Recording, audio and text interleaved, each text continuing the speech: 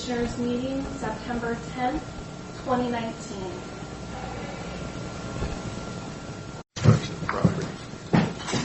Good morning. AT&T said it is 9 o'clock. Call the board to order. We have a full desk of commissioners this morning. Johnson and Amanda on the desk. If you join me with the pledge, please. I pledge allegiance to the flag of the United States of America and to the republic for which it stands, one nation, under God, indivisible, with liberty and justice for all.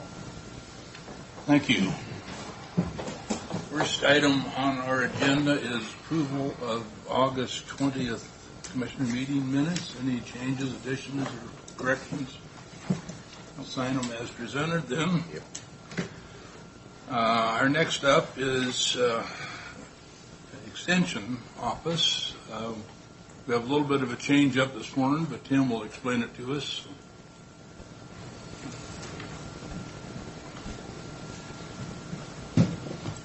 Good morning. So I know that the agenda says that Gwen Hoheisel would be here today, but something came up on her calendar, and we had a last-minute phone call last night figuring out what we would do to not leave you guys hanging. So we came up with a really good solution, and we have a new faculty member that I wanted to introduce to you guys today. So I appreciate you having willingness to have flexibility in the agenda. And I thought she was going to bring us apples anyway. Well, that was the other thing. I know Mr. Peck was going to be expecting fruit, and so I, tried to get up early this morning, and it was either have coffee or buy him fruit. So I decided to have coffee to make everybody else's day better. Well, we didn't want you to buy fruit. We want you to get out north like you promised us 2 years ago and bring us some of those. I know. You know the apples. Everybody's right? been asking for them. I know. Yeah. So you're in line. You're at the front of the line. Trust me. I'm at least behind Commissioner Cook. He is the chairman. Yeah, that's right. But we don't have apples today. But when Gwen shows up, I'll let her know that what's expected. Okay. But anyways, wanted to introduce to you Dr. Emmanuel Asafo. He's our newest faculty member in the Benton-Franklin area, and he comes to us to lead our volunteer development programs in Benton and Franklin counties. So remember, we had a vacancy when the Master Gardener faculty member, Marianne Opart, retired, and then Natalie Kenyon left for Oregon State University. So in the interim, we've had two program support specialists, one that's funded by you guys that covers the 4-H program, and then one that's funded by Benton County that covers the Master Gardener program. So those two associate or AP positions have been without direct leadership, or they've had some supervision, but not direct leadership in that program area until now. So Dr. Asafo has been hired to oversee those two programs, and he's working primarily out of our office, but he'll be spending a little bit of time in the Benton County office. So with that, I'd like to let him introduce himself and maybe explain to you a little bit about what his plans are coming up. Okay. Thank you, Tim, for that nice introduction. My name is Emmanuel Asafo, and I'm originally from Ghana. So I'll give you a brief background of my education. I did psychology at the undergraduate level at the University of Ghana, and then industrial organizational psychology at Missouri State University. And then I went up to the University of Minnesota to do my PhD in organizational leadership, policy and development. And I did work with the University of Minnesota as a research fellow at the Research Center in North Minneapolis. And then also I was working with the St. Paul Public Schools as a community educator until I moved to Kennewick. I started here beginning of August. Yeah. So that is about it for now. And for my plans, I'm now trying to do a lot of needs analysis, so I'm taking a lot of background information. And when I was hired, I was tasked to integrate the Master Gardeners and 4-H programs. So I'm doing a lot of analysis right now to find out what the actual needs are, so that based on that, I can come up with a concrete plan to be able to make the programs effective. And with assistance and encouragement from Tim, I'm doing great, I think, for up to now. So later, maybe by a year or so, we can come back and give a very good account of our stewardship in the program. Thank you. So, we're really excited to have Emmanuel on staff. We've got a pretty good team in the two counties, and everybody's supportive of getting him on board and helping him determine what the needs of the community are and working together more. So I think that's been we have a lot of strong faculty members, but I think Emmanuel is going to be able to kind of merge some of those expertise together to really enhance the programming that we do in the area. You guys have questions? Welcome aboard. Thank you. So, Tim, I think I understand the history. We don't need to get into that, but it always seems a little unfortunate that we have one county supporting 4-H and one doing Master Gardener and not both counties doing both. Yeah. So maybe that's something we could add to the list in this initial needs assessment as to, how is 4-H being addressed in Benton County, and is there a partnership opportunity there to get both counties supporting? And the same thing with Master Gardener in both counties. Yeah, no, I think that's a good point. And in terms of, I think I know what you mean by support. And the way that we try to function things right now is we try to have expertise in both offices and not duplicate what we're doing. So when people show up to the Benton County office with a 4-H need, we say, okay, go to the Pasco office because we have our secretarial staff there, and then our program support person there, and then now Emmanuel. So we have all that expertise there and able to answer those questions more efficiently. Mm-hmm. And the same thing with Master Gardeners when they come over to the Kennewick office. If it's an easy thing, then Steve or I will help them with that, or Emmanuel now. But if it's something more complicated, then we send them over to Benton County to get that help. But I understand what your point on in terms of support, and I agree that would be good. And we're fortunate about the support that we have had from both counties, and we want to keep that relationship strong. And like Emmanuel said, I think there's a lot of opportunities to integrate what 4-H and Master Gardeners are doing. We have a lot of active volunteers and youth participants, and there's an opportunity to merge those things. And then also with our ag programs too.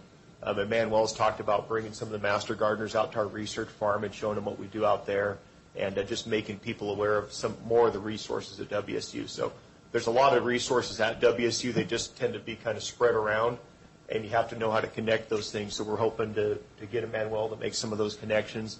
And I've just made observations that he's a really, really skilled communicator and facilitator. So I think in those roles where we have a lot of passionate volunteers, his skill set is going to be very well going to fit that very well.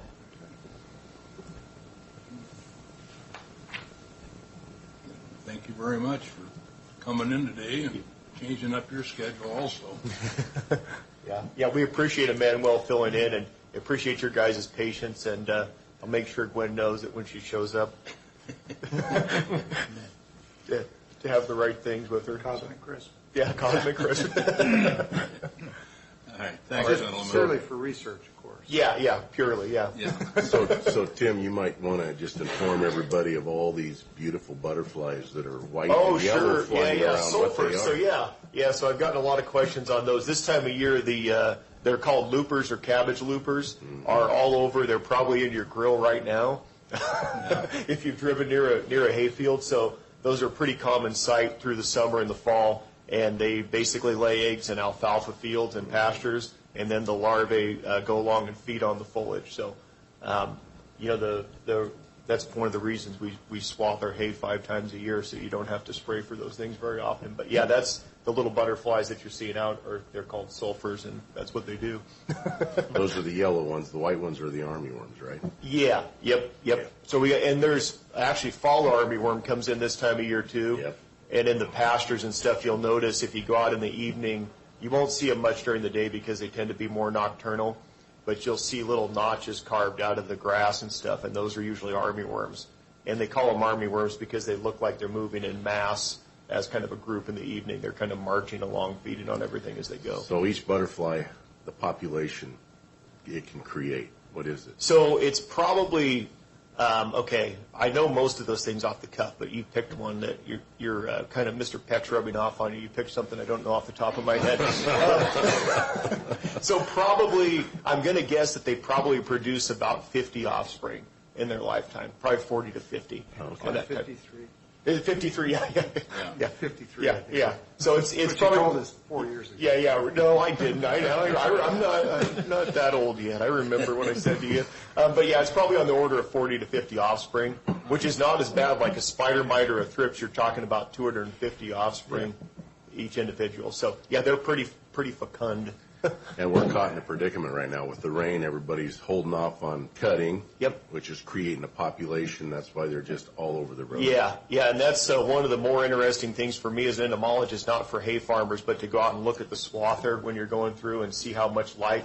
So alfalfa, a lot of insects like alfalfa, and you can see it on the top of the swather when you go through. But just more protein for the livestock. Yeah.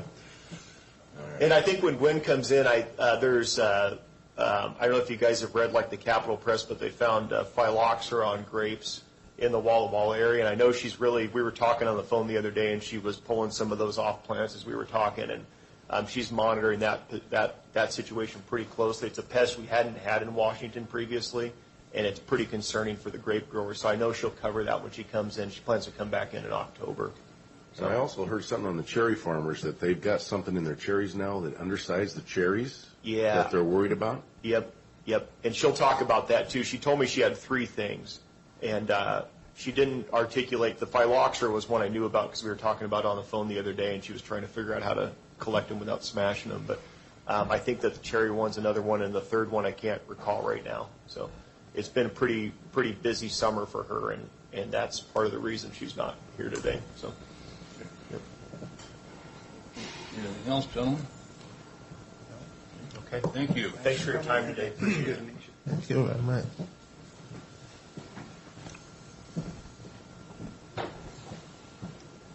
Next item on the agenda is a update of the .09 funding from Gary. Welcome.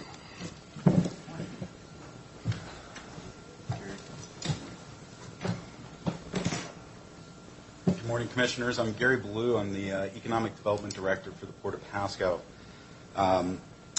Here this morning, the county manages a Economic Development Fund, commonly referred to as the .09 Fund. I know a couple of Commissioner Didier, I'm not sure if you're familiar with it. Yeah. Kind of comes up once a year. You are? All right.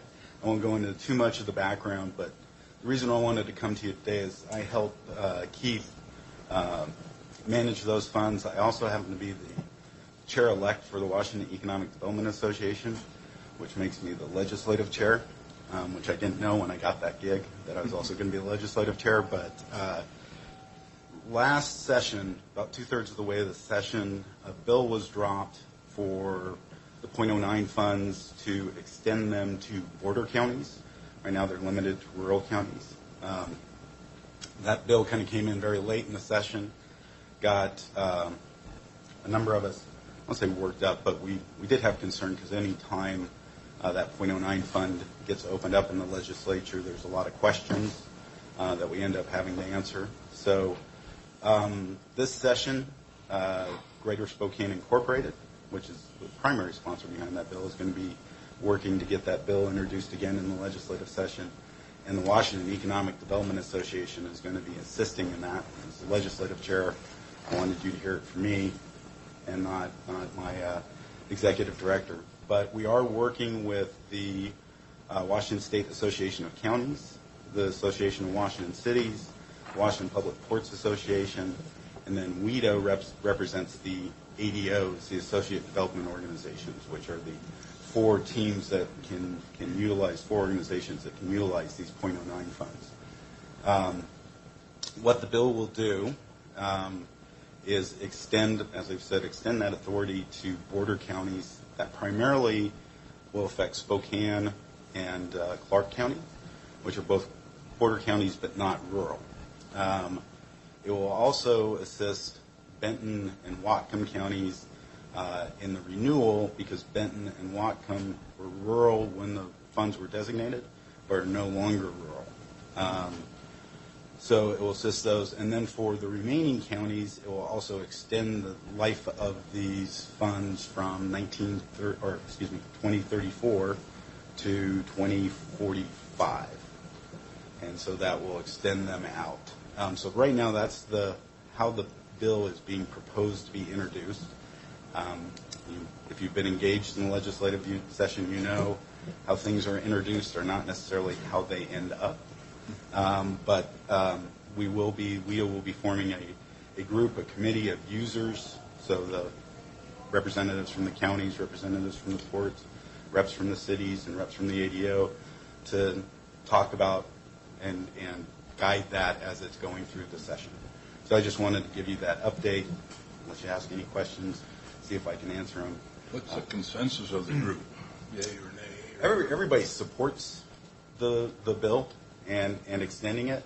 I think the big challenge for the bill in the legislative session will be Clark and Spokane counties are, this fund is basically a percentage of sales tax. Mm-hmm. Both those counties are large sales tax counties, certainly larger than any of the existing counties. So the fiscal note that might be attached to that legislation is going to be fairly large. So there'll likely be a phased-in approach. It used to be the legislature just looked at the existing biennium, but now they're starting to look at this biennium, the next biennium, and the biennium coming after to kind of give them a rolling wave of, hey, if we're going to introduce this legislation, what's going to be the impact? So I think the group supports it. I think it will be a challenge to get that type of legislation passed, but you never know what's going to catch. Gary, you said the bill was going to be introduced. It was introduced last year, so of course it automatically comes back up this year. It doesn't have to be reintroduced. I ask that because if somebody is telling you that they're going to reintroduce it, that's a signal that they're going to substantially change the language. So are you hearing them say that it's coming back for second consideration, or they're going to introduce a new bill?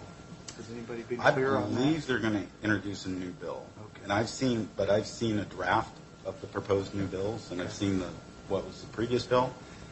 I didn't see a ton of differences, but so it's probably not a new bill; it's just amended. Yeah, and that very well.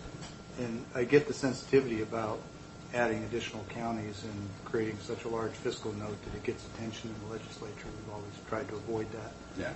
It's always been the rural and distressed counties, and Vancouver and Spokane economically, I think, are neither. Mm-hmm. Has anybody talked about, and maybe you might consider, if it gets to a negotiation phase on this bill, to suggest that those counties with populations or sales tax collections in excess of X amount, and then graduate it, so that a Vancouver might get 2/10 instead of 9/10. Spokane might get 4 instead of 9. I think that's a great idea. It hasn't come up yet, but again, when you're busy making sausage, a lot of changes come. So I think that's one that would likely get introduced, and it does change that fiscal impact, because for some of the counties, like say Adams County, they don't get near the amount like say Franklin County does, and then Franklin County doesn't really get. Benton County gets quite a bit more because again it's sales tax base. So I think that could have a tendency to level that out. Maybe graduate the whole thing so that Franklin gets 1.1 and Clark gets. Well, always yes, yeah. Yeah.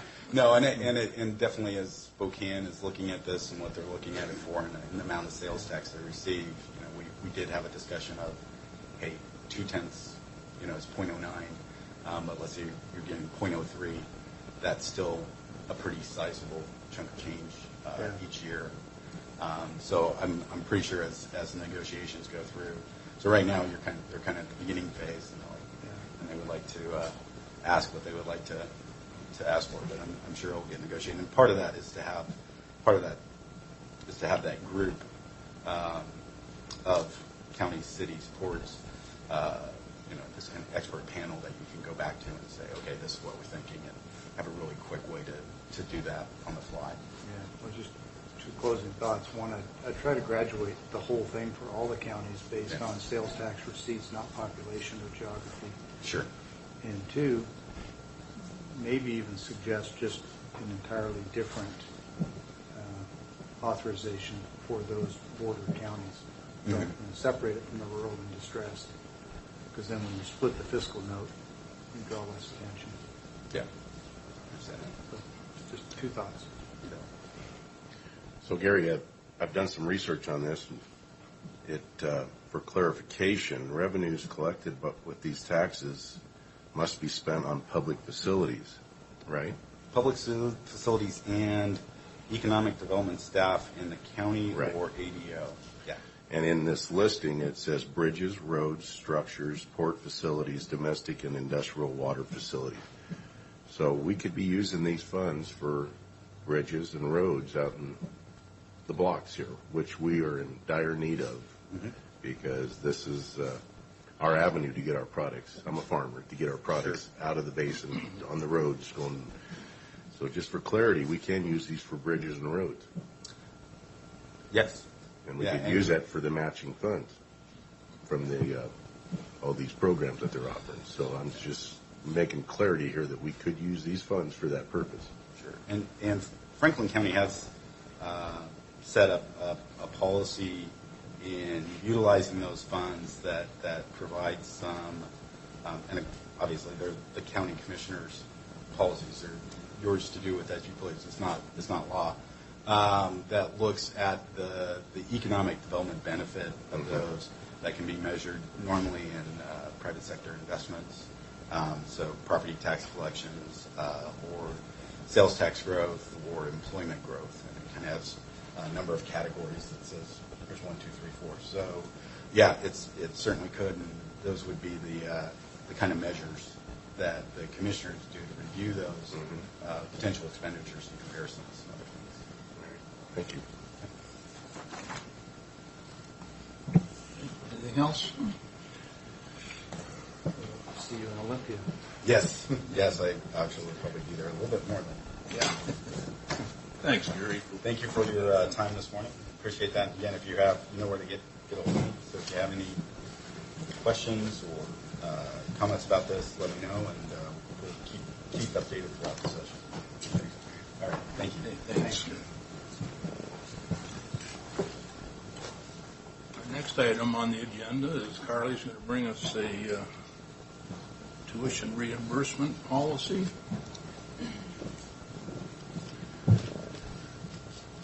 Good morning. So today I have for you a proposed update to the tuition reimbursement policy that was adopted in 1994. So it's been a little bit of time. So we put together this update really looking to centralize administration of the policy, expand the number of employees that can benefit from the program while also making sure that the funds also benefit the county by making them job related, and then providing predictability. I think we've discussed this policy the last couple budget cycles, and so finally bringing it to you so that we can talk about it now and not during the budget workshops again, although there will be a component of that as we look to budget the funds for any requests. This was also an issue that we had discussed at the bargaining table with our AFSCME groups as their contracts were open, and that's why we incorporated the policy by, instead of the exact language of the policy that had been articulated in those collective bargaining agreements previously, we incorporated this policy by reference to give us the flexibility to update it as needed, and our union partners have reviewed this update and support its adoption. So I'm happy to answer any questions that you may have. So Carly, this one is a little tough from the budget perspective because no one knows how many employees are going to take advantage and how vigorously they're going to follow it. Is the concept that the program is inherently capped by whatever the board establishes for the annual budget, or is there an expectation that when the budgeted funds for this run out, then we would then go to a contingency? No, the way that we've built the program is that, it requires some additional planning ahead on the part of the employees. However, if approved, it creates a commitment for that following year for those budgeted funds. So the conversation all happens in the context of the budget. That was a piece that we had talked about, is some predictability for employees and, for the county. So that we have all those conversations in the fall, and those funds are budgeted based on what we can budget. We took steps towards this last year in creating a line in the non-departmental budget to fund this program, whereas previously it had been kind of within department budgets where electeds and department heads could find the funds in their budget to do it. We've pulled that out to again, centralize that administration and create a mechanism for the board to budget specifically for this program. So is the notion that it's a first come, first serve for qualifying applicants? That's, I believe, is kind of how we, there's an application process and there's some criteria that the coursework needs to meet, and then at the end of the day, if we have an overwhelming number of applicants for the program, then I think we would probably look at those holistically to see how we can spread the funds that we have around, but based on seniority and job criteria. I appreciate you going there, because that's exactly what I'm thinking about, is that if we don't have established criteria beyond work-related and up to 8 credits at the WSU rate, so forth, if it were to become more popular than it already is, we find ourselves in a position where we have a number of applicants. We don't have allocated funding for all of them, and then it becomes subjective for us to pick and choose who gets the funds. So I like the concept. I like the approach. I just think that we need to have just a little bit more with respect to the application of the policy. For example, applications for the following year would need to be in by a certain time, obviously, and I think you've addressed that. And then we would set a budget accordingly.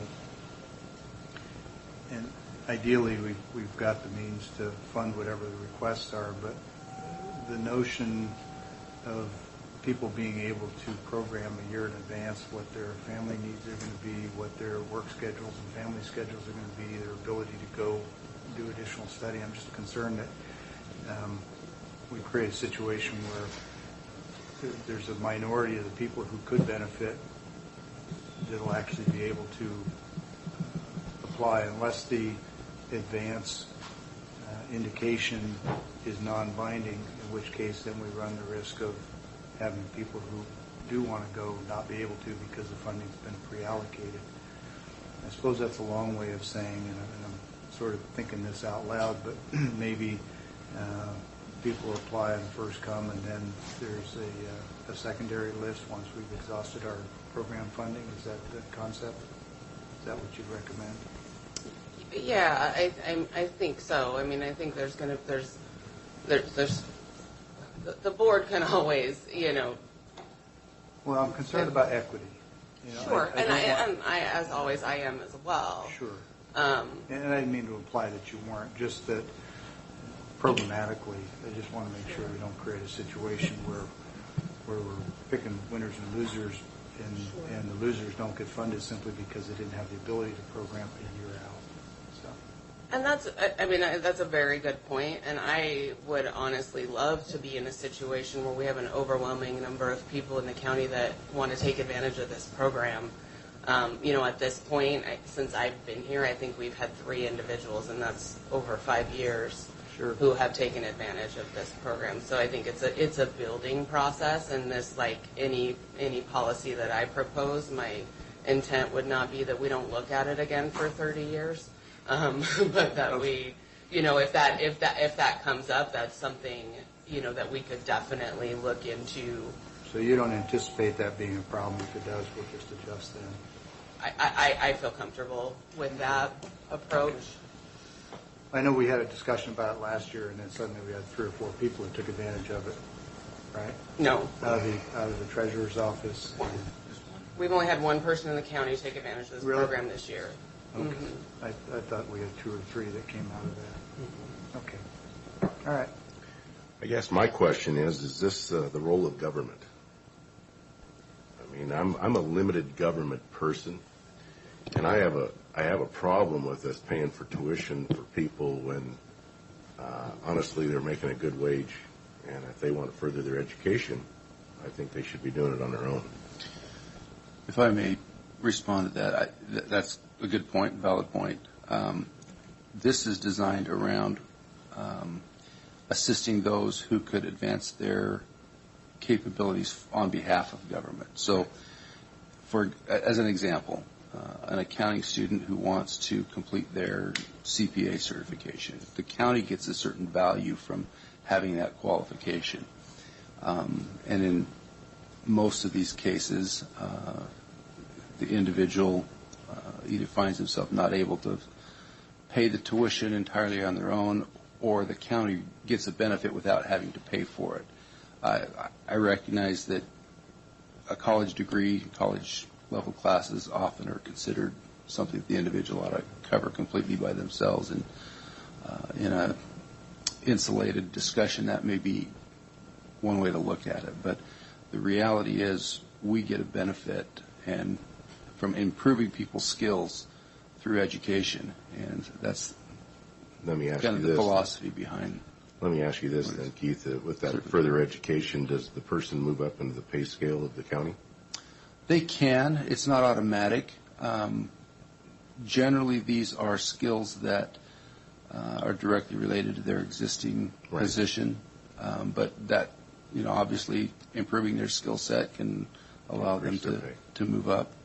So not only the county gets a benefit, but they possibly get a benefit too. Certainly, yeah. And it certainly makes them more marketable for other positions. We recognize that, which is one of the reasons we've changed this from a 12-month to a 24-month requirement that they stay here at the county, so that we do actually receive that benefit. What we don't want to do is just pay for somebody's college degree. Now they're marketable and they leave Franklin County and take that skill somewhere else. We want to make sure that the taxpayers who are paying for that are getting a quid pro quo, as it were, for investing in their profession. That was one of the major considerations with this update. Our existing policy requires that the coursework be part of a degree program, and feedback that we got from employees was not everybody who would like to enhance their skill set is wants to get a degree.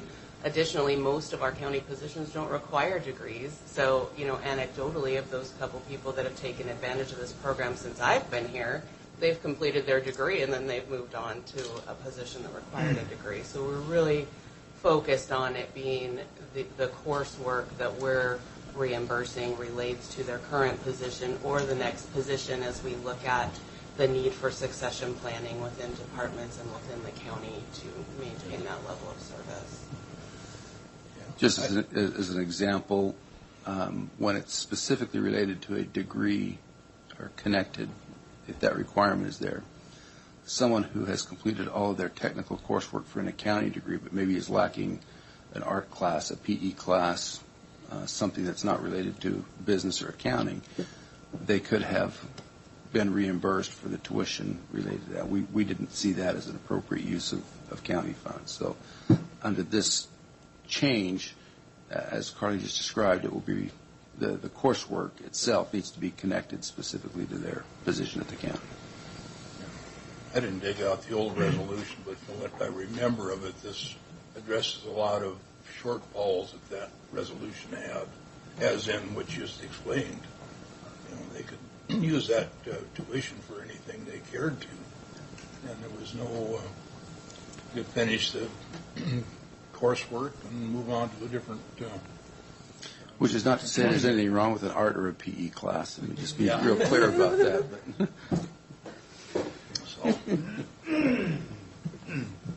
So there are occasions I've seen, I guess in other organizations more than here, though, where the organization's benefited directly.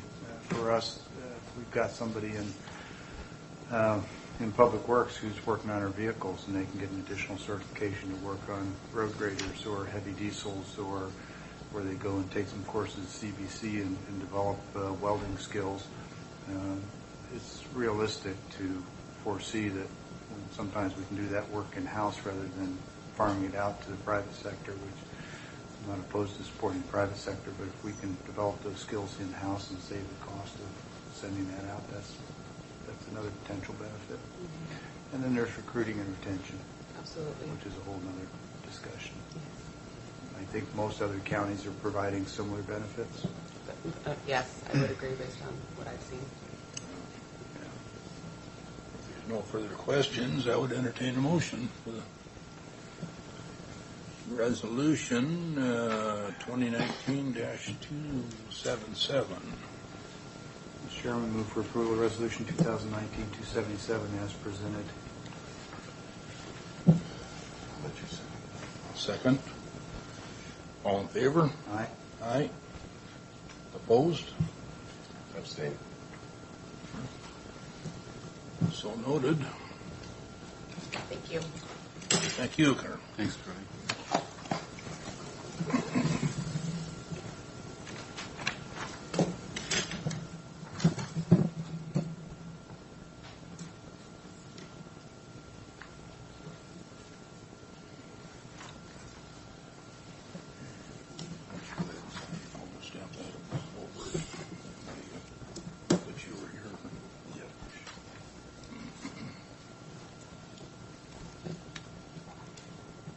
With that, it's our item on the agenda, our first opportunity for public comment. Excuse me. Somebody would like to speak to the commissioners?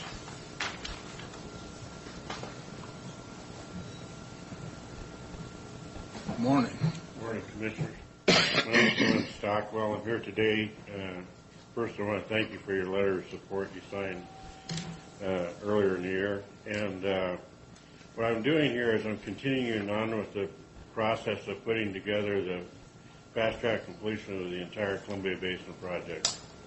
I've spent earlier this year in January, I was with the Port of Seattle and Tacoma, and they want more freight, and they weren't really aware of what the Columbia Basin project was.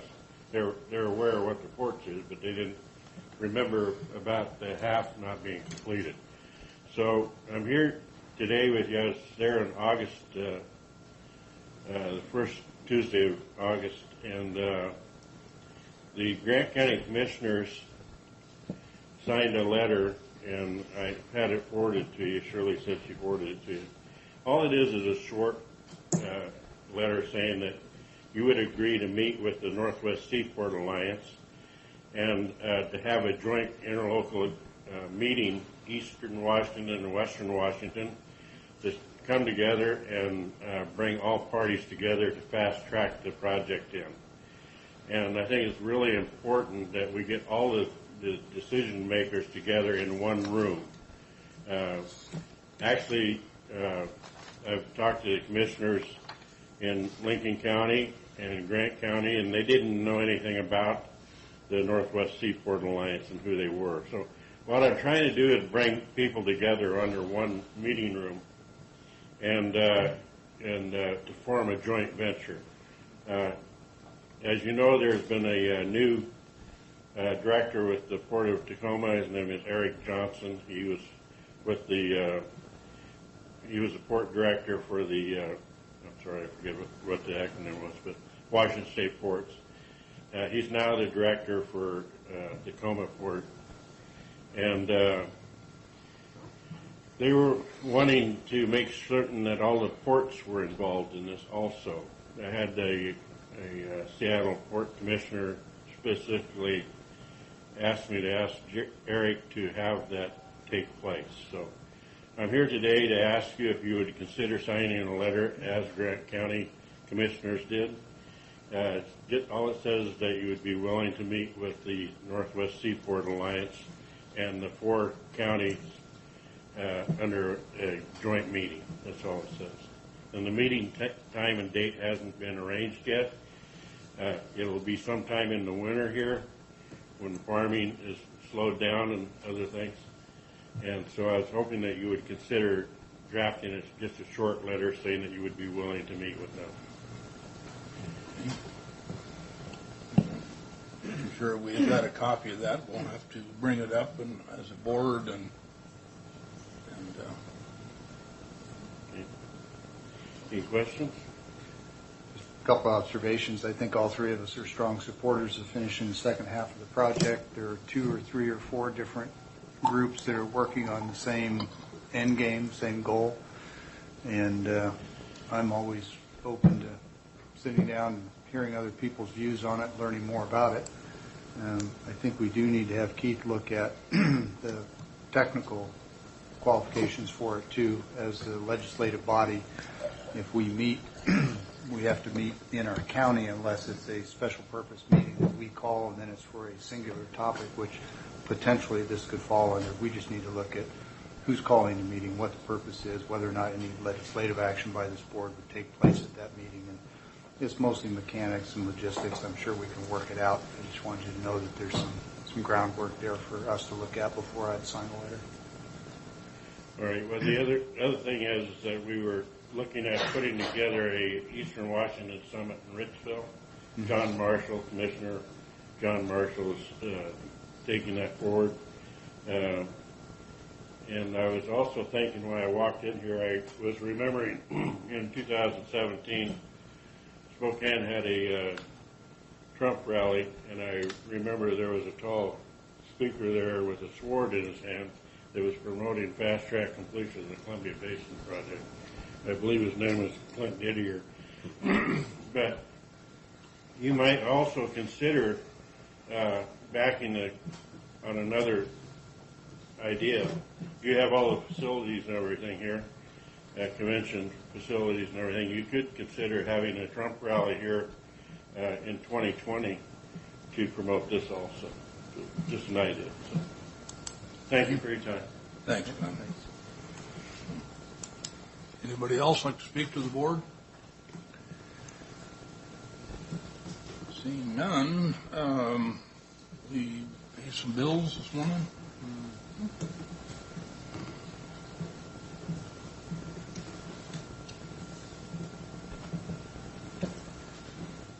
Mr.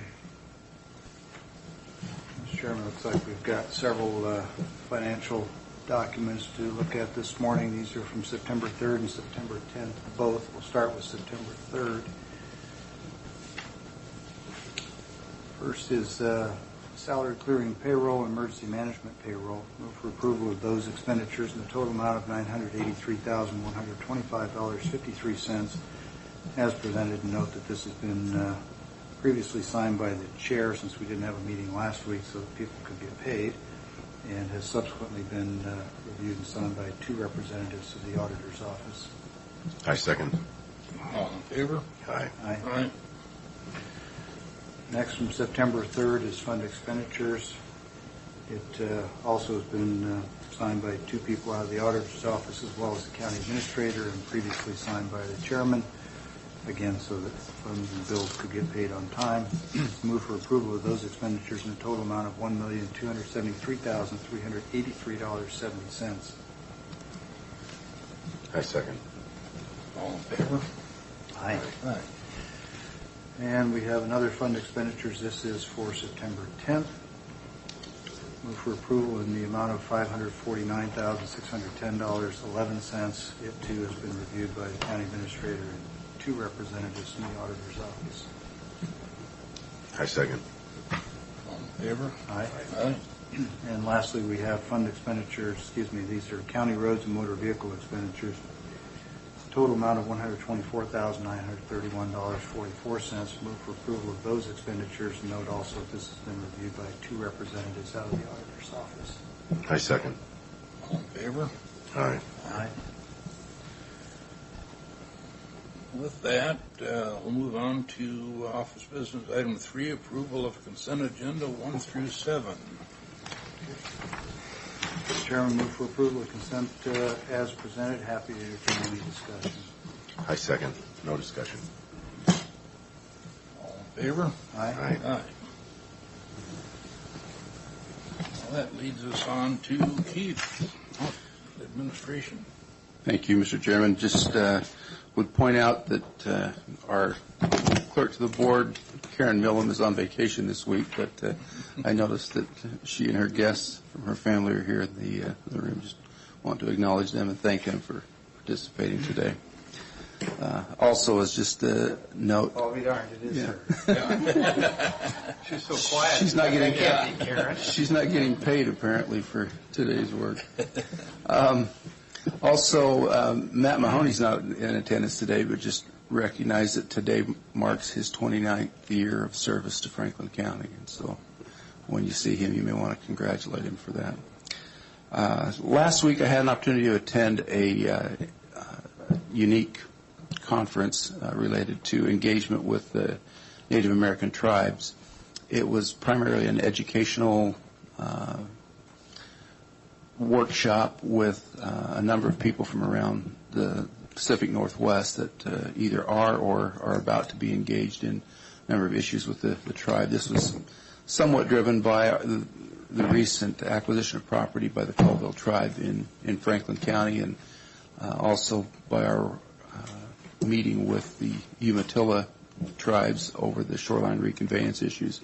We're certainly going to see some follow-up discussions with tribal interests as Franklin County continues to grow and these transactions continue to occur. But I don't need to go into a lot of the details, but it was very educational, informative.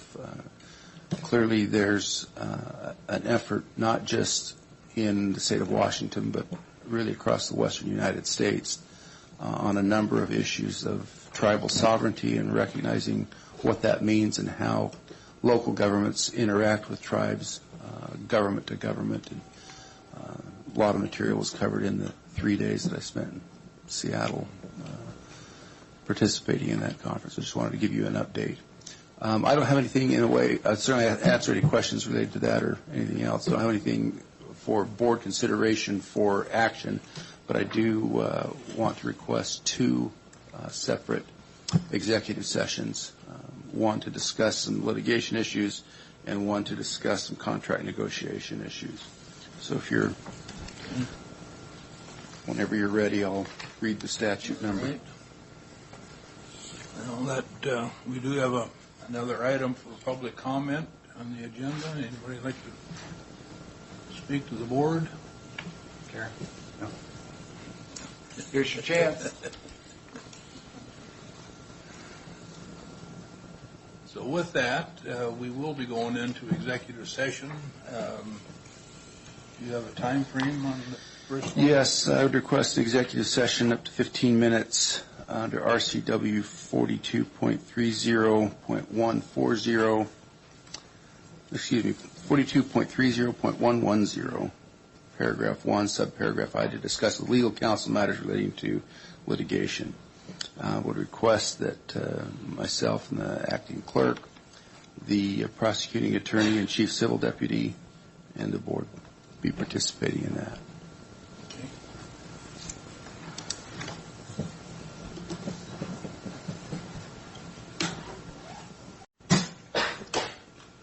All right, we are out of our executive session with no decisions made, but we will be going back into another one. Can you? Yes, sir. We are requesting a executive session under RCW 42.30.140, paragraph 4, contract negotiations. Request the board, the acting clerk, myself, and the HR director, Carly Nave, to participate up to 20 minutes? 15? 10. Okay. Do I hear 5? Yeah. Sold. 10 minutes. All right. Thank you. Thanks, Sean.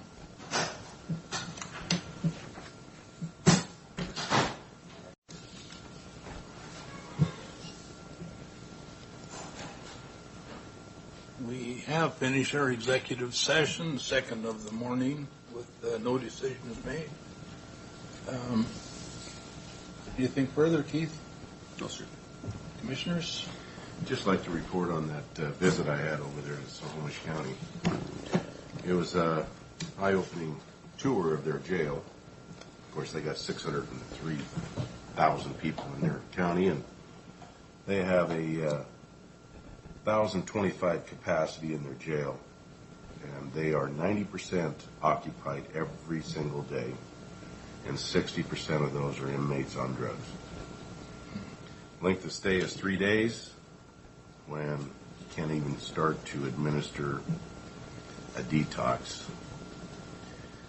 The one question that was posed to him is, if you had all the money in the world and you had to do it over again, what would you do differently? And Cat keep insisting on the question that they answer it. Increase medical staff and mental health professionals. And they encouraged me to look into Lexapro, written by Gordon Graham. I've already met with the sheriff and all this.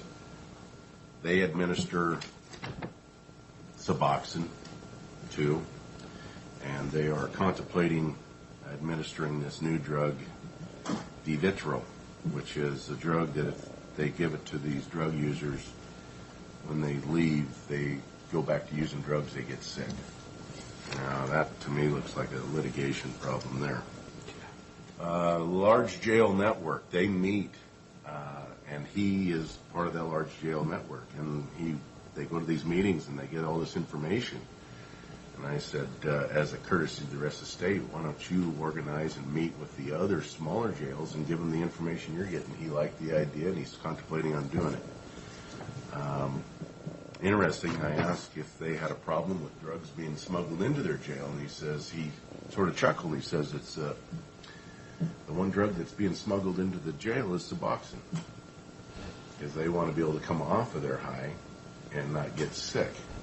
So they're smuggling in the drug that they will administer, but they want to make sure they're getting it. So they're smuggling that into the jail. Imagine that. So it was a eye-popping tour, a lot of information, a lot bigger in our jail, but we see the influx of this coming here, and I met with the sheriff already, and I told him I had to tell him that my hat's off to him, that he's got a monumental task ahead of him, but I said he insinuated that we have to get together with Benton County and create this this network to help these drug users come off their drugs, but we all know that they're only going to come off it if they want to. But I told him, I said, you know, it was very interesting, it was very informational, and I did take my hat off to him, but I said, this is by no means I'm not going to open the checkbook up on my behalf for the sheriff. I mean, we can't afford to, and I said, one thing I don't want to do is create what Seattle has, and that is if you start giving free stuff away, they're going to come here, and I don't want that. So we need to take care of our own here and figure out a means of getting them off of this damn drugs that's tearing our society apart. Commissioner, would you say their inmate population was? 850 to 900 daily capacity, and they have 1,025 beds.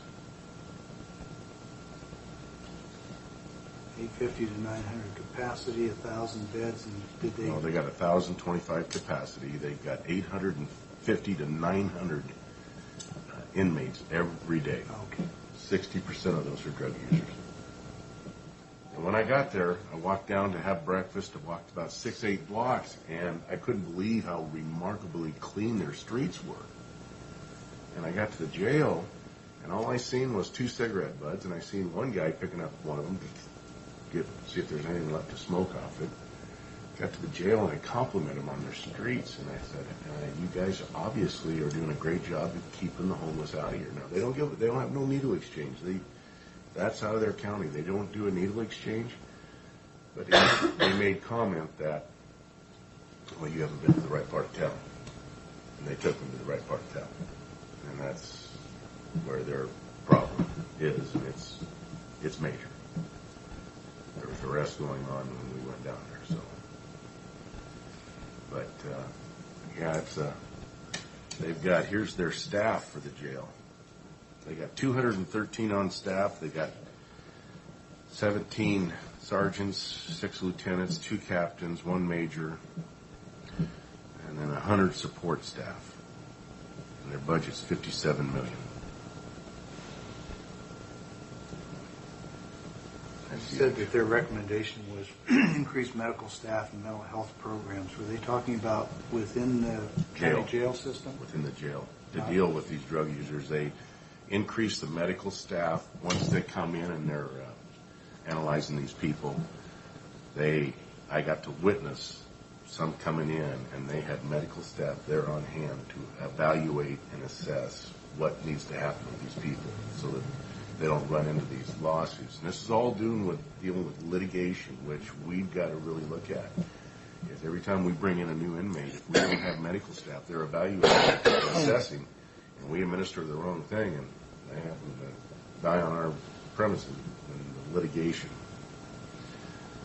And they encouraged our sheriff to be part of the Washington Association of Sheriffs and Police Chiefs. He's already there. He's on that. Of course, they encouraged that we become part of Lexipol. He's not a believer in that. And the Disability Rights of Washington. And he's part of that. So it's all about litigation. And it is a monumental task that we're going to have to address here in our county because it's growing as we speak. Just had another overdose out there. My wife's on the ambulance, and I heard the call. It was in town here at the Walmart, I think, or one of these shopping centers. It was quite an emotional and moving experience going through that jail, watching one guy beat his head against the wall. Just wanted to give that report. Good. Thank you. Anything else for the good of the board this morning? See nothing. We are adjourned.